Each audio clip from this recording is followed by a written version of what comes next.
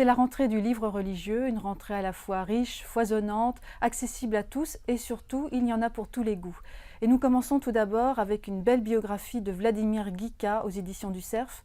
Le père Guica a été béatifié à Bucarest le 31 août dernier. C'est une vie qu'il faut découvrir. Ce prince roumain orthodoxe, né en exil avec sa famille, se convertit au catholicisme, puis devint prêtre. C'est un homme d'une intelligence fulgurante, un homme autodidacte, d'une intensité spirituelle hors norme. Il fut le père spirituel du père Caffarel, de Jean Doja, fonda de nombreux monastères, de couvents, notamment à Tokyo, et puis il va retourner en Roumanie au début de la Seconde Guerre mondiale pour aider son peuple d'origine. Il va mourir là-bas en martyr en 1954. Un ouvrage formidable, vivant, très bien documenté et qui va certainement inspirer beaucoup. Une autre figure spirituelle plus contemporaine, il s'agit de Michael Lonsdal aux éditions Bayard, Jésus, j'y crois.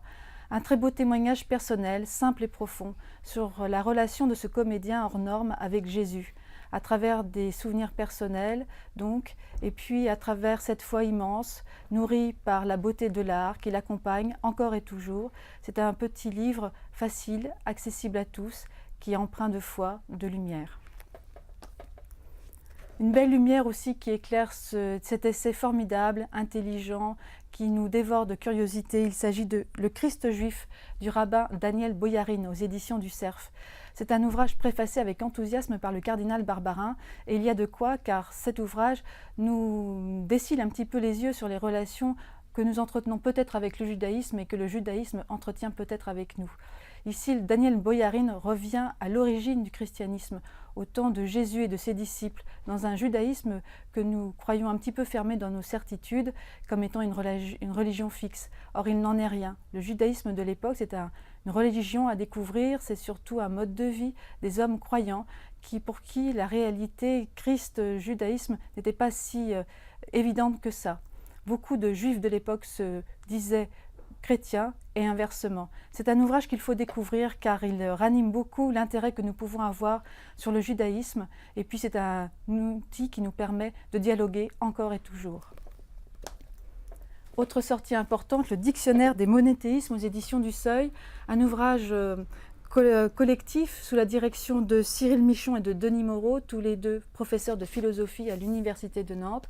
Un ouvrage très attendu par nous libraires et par beaucoup de lecteurs, car il revient sur des grandes questions de foi, sur le dogme, sur les questions de la grâce, la guerre, la paix, la joie, sous l'angle de vue de chacune des religions, des monothéismes proposés.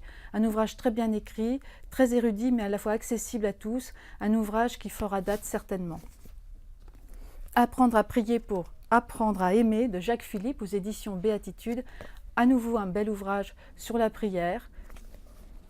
50 portraits bibliques de Paul Beauchamp aux éditions Seuil, une parution poche donc pour ce grand best-seller du jésuite Paul Beauchamp.